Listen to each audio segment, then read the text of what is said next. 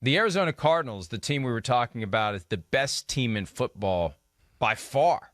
And people were indignant. Why aren't you paying more attention to the Cardinals? The Cardinals deserve more love. The Cardinals are the best. The Cardinals, the Cardinals, the Cardinals. They've lost 3 games in a row now.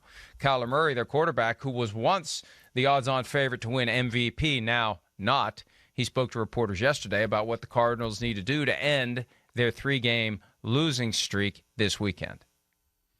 People are making dramatic statements and all this stuff about the team. I mean, it's not there's nothing crazy that needs to be done. It's just everybody's got to do their job. Everybody's got to be a little bit better. Stop turning the ball over. Stop, making mistakes, penalties, and stuff like that. We'll be fine. Yeah, I think it goes deeper than that. I mean, it just feels like they're broken at a more fundamental level. One of the concerns and critiques you had of the offense last year was it was too basic, it was too simple. I don't know. I don't know if it's just as simple a question of DeAndre Hopkins not being out on the field to attract extra attention, whether there's any reason to think Kyler Murray's a little banged up, but there's just something's not right with this team. It's and they're having a hard time getting it back. I mean, when they got completely and totally manhandled by the Lions, that was the red flag for me. And now 100%. They're going to Dallas, where, they ran all over the Cowboys last year, and it was a special game for Arizona. Now they have to go in there wondering, what are we stepping into here? Because the Cowboys are in the process of getting their magic back. Yeah, well, again, they're a team full of playmakers. That's the first thing. And they won a lot of games throughout the year where, hey, we came away going, or at least I did come away going, hey, that was a good game. They didn't actually, execute at, the highest level I've seen in that game, but they still won 31-5 against the Texans, or 37-14 against the Browns. But they made plays, so you just kind of thought, well, there goes an interception. They returned it 70 yards to the 5-yard line. And, they threw a screen pass, and the guy broke it for 60 yards. So you kind of just chalked it up a little bit as hey, they're going to be one of these teams that's just going to make plays like this all year long. Well, that's kind of gone away. Kyler Murray got hurt. He has not found his kind of mojo, like we saw Dak Prescott kind of get hurt, where he kind of took him a while here. Last week was probably the first week we really saw, whoa, that looked like Dak Prescott before the injury in a while. Kyler Murray, the same thing. I just look at it, Mike, you brought it up. Hey, offensively, I do think it's that conversation has reared its ugly head again a little bit, where the drop back passing game is a hair too predictable. And the last few teams they've played have done a good job of taking away their tricks that kind of make their basic offense look good, which is, what I mean is the screens to the receivers, the speed sweeps, all the great screens to James Conner and the running back. Teams have learned to defend that, and now it's gone back a little bit into, all right, so Kyler Murray, you're going to have to drop back and make plays in the pass game, and they have not delivered over the last few weeks. I mean, that to me is what I would look at more than anything, is the offensive side of the ball. Kyler got back. They won 33-22 against the Bears, Mike. And really, I mean, you look at it, the offensive statistics were nothing special. In fact, I think Kyler threw for less than 100 yards maybe, or it's something 123 yards in that game. But they made some plays. If you remember, the defense caused a lot of turnovers, right? But after that, yes, then it was mistakes in the Rams game, domination in the Lions game, and then really domination last week in the Colts game against a team that wasn't even close to 100%. And that's, to me, where I'm a little scared, Mike, to what you're saying. Is this one of those blips that we've seen just about every team in football go through this year, where it's they got the disease of turnovers or everything like that? Or is there something more? And for them, I kind of fall into, I think this might be something more, and that's why maybe I'm a little more worried about them than maybe some other teams who went through these struggles. There was always that nagging concern that they would have a hard time stepping up in clutch moments because they lack the experience either on the roster, with the head coach. We saw them in high-stakes games this year, and they could have beaten the Packers, but they didn't. It was Week 8. It was the biggest Thursday night game of the year. It was exciting. It was memorable, and they didn't win. And then they had the Monday night game against the Rams, and could they have lost beat the that. Rams, but they didn't. Just like the same kind of thing you're saying. I hear you, yeah. And I feel like that's the game that started whatever it is that they're dealing with now, that they've got to figure it out. And, they can figure it out. It's not impossible. We've seen teams on this weird EKG of a season where they're great and we are ready to crown them and they fall apart. And then we're ready to say they're done. And then they find their groove again. The Bengals are one of the great examples of that, but they're hardly alone. Multiple teams have been up and down, or down and up and down, and you don't know where they're going to go. And the Cardinals, if they're going to figure it out, they better do it soon. They had their playoff berth, but they've squandered their lead in the NFC West, which means they're going to have to go on the road wild card round, which is great because until they got stomped by the Lions, they had won every one of their games on the road by double digits. But their last time on the road, they got stomped by the Lions, and they may get stomped by the Cowboys. You know, it's amazing to me that they already have punched their ticket, but that's what 10 wins will get you. Because otherwise, if they didn't have a spot guaranteed, I'd be worried about them slipping out of the wild card chase over the next couple of weeks because they got the Seahawks. You know, what could be the last Russell Wilson game of Seattle, the last Pete Carroll game. Who the hell knows what's going to happen there? I can see them lose the next 2 games.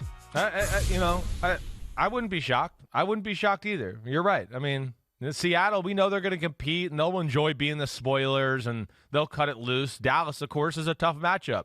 I mean, I'm not going to pull any punches. I know we're going to pick games later, but, I mean, I'm going to pick Dallas right now. You can't pick Arizona the way they played as of late. At least I can't do it.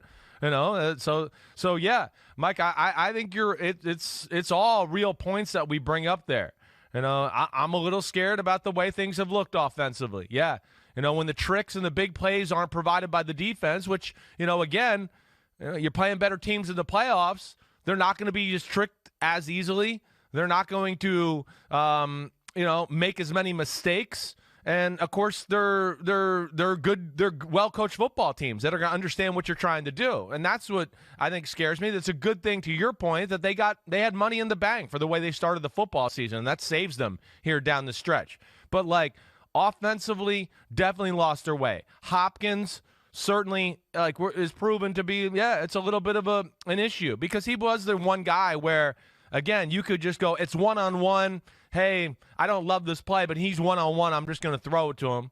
They don't really have that other guy. A.J. Green's good. Christian Kirk's real good. Rondale Moore's good. They're smaller guys. They're not necessarily 50-50 jump ball type guys. And then I think, Mike, when you add that onto the offensive struggles we talk about, and then you get into the other thing that probably is my number one concern or number 2 concern, there is a lack of big people in the middle of their defense as far as defensive linemen for the Arizona Cardinals. That was another, their speed, their chaos. Vance Joseph does a great job of having a lot of different looks and all that. But we've seen here with, the Rams who ran the ball okay that night, but they were just kind of finding their way to get back to the running game then. The Lions absolutely dominated them in the run game. I mean, dominated. And the Colts, of course, had their way with them last week as well. And so when you couple that with offense that's spotty, not staying on the field, and now your defense is letting people pound you with the run game, man, that'll take you out of rhythm as a football team and especially take your offense out of rhythm. And the Colts did it without 3 starting offensive linemen. And they lost a 4th one during the game, and they still did it. And, since it's still the holiday season and our hearts are full of wonder and merriment and goodwill, if the Cardinals would lose this week, if the Cardinals would lose next week, and if the Cardinals would go 1-out in the wild card round, do we think the guy that was very coy about possibly going to Oklahoma could be going anywhere other than Arizona after the year? Because we entered the season with Cliff Kingsbury at or near the top of the list of the guys who had to get it done. And, hey, he's gotten to the playoffs. Congratulations. But when you start like you did, and that feeling that you're just falling and there's nothing you can do, and it's a horrible sensation at every level of the franchise. If they keep falling and they can't get up and they have an ugly loss in the wild card round. I remember back in 2002, the 49ers fired Steve Mariucci after a divisional playoff game. Could we see a 1-out Cardinals playoff appearance followed by a new coach in Arizona? I'm not ready to rule that out. I don't think I'm ready to rule it out either. When you look at right now, they've lost 6 out of their last 9. All right. So you got that aspect. You lost 2 more to go along with that. I mean, if you ended the season, losing 9 out of your last 12, I guess is what we're saying there. Yeah, I don't care who you are. And Cliff Kingsbury certainly doesn't have enough pelts on his horse right now to be able to go, well, look at all the things I've done the years before. They've done something. They've built something there. There's no doubt. But I think that's a real question, Mike. If they lose these last 3 football games, their team is too talented to have this type of collapse. That would be the thing I would say. They're just too talented across the board. They're not perfect. You heard me say the lack of big people or difference makers on the inside there to a degree. Hey, but other than that, I'm certainly not going to point the finger at Steve Keim right now, the GM, and go, well, he didn't exactly give Cliff Kingsbury all the great ingredients. No, the ingredients are pretty damn good. It's as good a roster as you're going to find in football. It's up there. So that's where it does fall back on Cliff Kingsbury. And, yeah, we're seeing, like, the questions we had, when you wouldn't make them number 1 in the power rankings. It's just like we need to see them in some battle-tested moments, and can they win those games? And every time we've had that moment this year, they've not come through. And I think that's scary when you have a team that, has the type of talent we're talking about there in Arizona. They get their chance this weekend with that big spot, 4:25 Eastern, a game that was moved there from 1 o'clock. Perfect spot for Cardinals Cowboys, an old NFC East rivalry. Even when they were in Arizona, they were still in the NFC East. They get back together again, so that one should be a fun one to watch. Hi, I'm Mike Tirico, and thanks for watching. Make sure to hit subscribe for the latest news and highlights from NBC Sports.